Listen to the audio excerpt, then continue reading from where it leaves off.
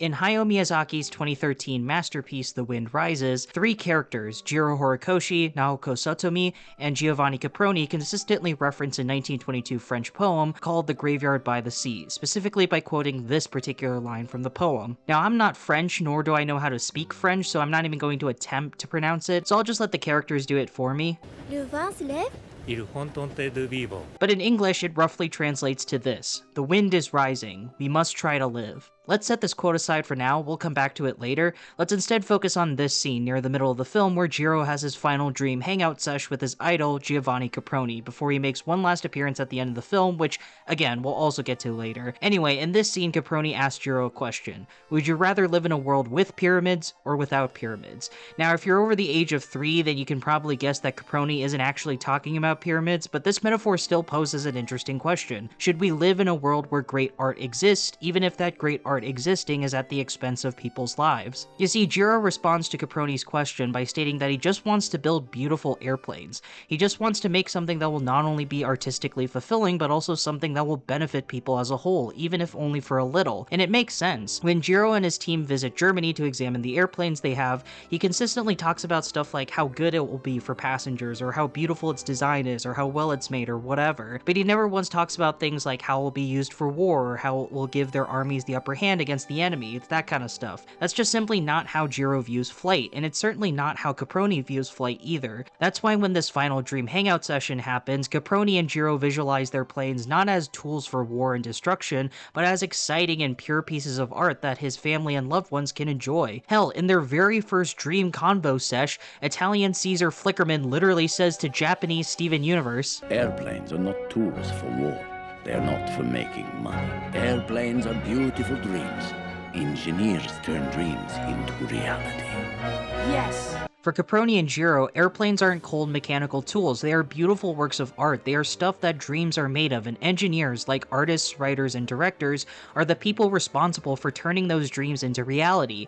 As I mentioned before in my Porco Rosso video, which you should totally watch by the way if you haven't, flight is a symbol of freedom, human desire, and transcending our limitations. In an ideal world, that's all that aeronautical engineers should strive to achieve. Unfortunately, we don't live in an ideal world. We live in a world where sometimes things that were meant as objects of beauty and dreams are used for selfish, destructive, and possibly evil purposes, and Caproni and Jiro know that. They're not naive. Even though Caproni tells Jiro that airplanes aren't tools for war or objects to make money, they're unfortunately how most of the world views and treats these forms of art, as tools for war or objects to make money. It's why Caproni tells Jiro that humanity's dreams of flights are cursed dreams, because at the end of the day, aircraft are destined to become tools for slaughter and destruction. And that's not just applicable to airplanes. Pretty much everything that has ever been invented ever, most of the time was used for a military purpose first, and then anything beneficial to society came after. Not to get all historian on you guys or anything, but the Maxim machine gun, the first fully automatic weapon, was invented in 1884, and penicillin, the first true antibiotic, was invented in 1928, almost 45 years later. Now, regardless of all this and how pessimistic you want to be, at the end of the day, Caproni states that he still would prefer to live in a world with pyramids. When Caproni reaffirms this question to Jiro, his response is that he simply wants to, quote, create beautiful airplanes, which, while technically not an answer, heavily implies that he also agrees with Caproni, because at the end of the day, Caproni and Jiro are basically one and the same. They became aeronautical engineers who joined the field because of their love of flight as an art form, only to have their work be bastardized into something that they didn't intend. And with that, let's go back to that quote that I brought up at the beginning of this video. "The wind is rising, we must try to live." Now, there's a lot of ways you can analyze this quote, and you are more than free to write in the comments how you interpret this line, but here's how I interpret it. Throughout the film, Jiro's life is constantly bombarded with disaster after disaster, whether it be small things like him losing his eyesight and having to get glasses, to giant shit shows like earthquakes, poverty, and every single test flight failing over and over and over again. There's always something that simply doesn't go right in Jiro's life, and these unexpected shit happens life moments are what I interpret as the wind rising. Most of the time, life isn't fair, that's just common knowledge, but it's not about what happens, but how you react to it, how you get back up, and for Jiro, Jiro, his way of, quote, getting back up is to constantly double down on his work and dedicate his life to his art. And it makes sense as to why this is his reaction to the wind rising, because as seen from the very beginning, he wants to dedicate his entire life to airplanes. Flight is his whole life, and like any good artist, he wants to make something of his art and leave something great for the world. As Caproni says in one of their dream convos, engineers, like any good artist, only have about 10 good years in their artistic life, and they need to make the most of it when creating whatever magnum opus or masterpiece they have in their heart. It's why it's mostly Caproni who's asking Jiro, is the wind rising? Because Jiro believes that the best way for him to live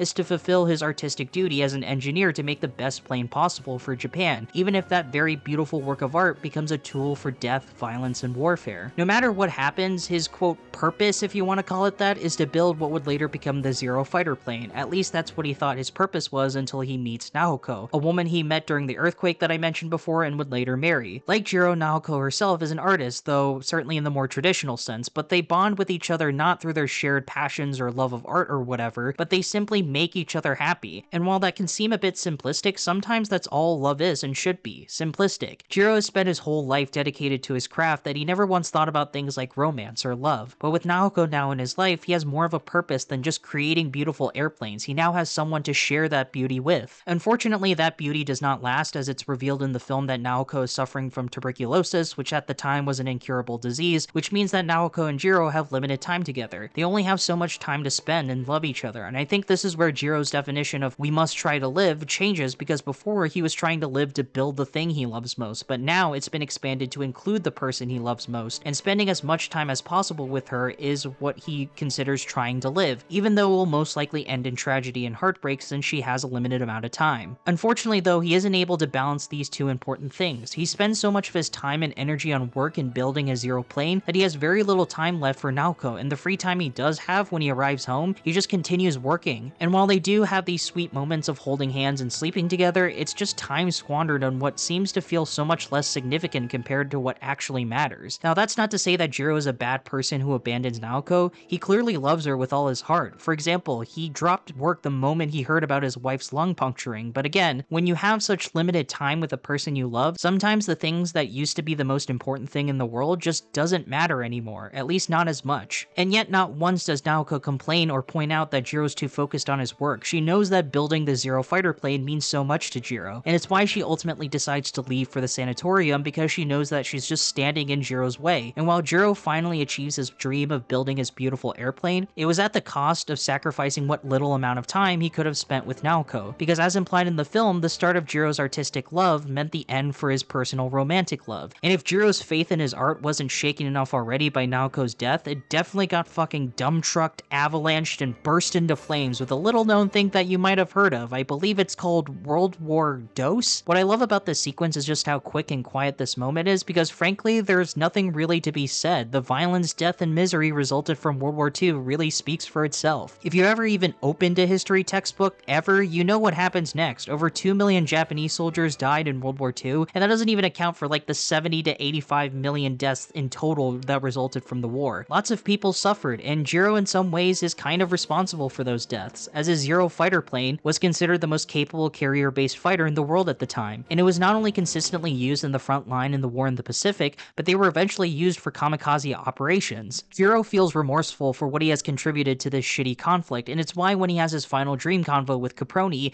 he calls his dream world, quote, a land of the dead, because all the pilots that flew in the planes he designed never returned. What about his art is supposed to be beautiful? And yet, in spite of everything that happens, in spite of all the death and destruction, Caproni and Naoko comfort him, telling him he still has something to live for. Sure, Jiro's planes were used for awful purposes, but he still fulfilled his dream of building a beautiful aircraft. He still got to make something beautiful even if it was used for ugly purposes. But that chapter of his life is over now, and instead of dwelling on the past, we must move forward. We must try to live, as Naoko and Caproni encourage him to do. Now, what exactly does this new life of his look like?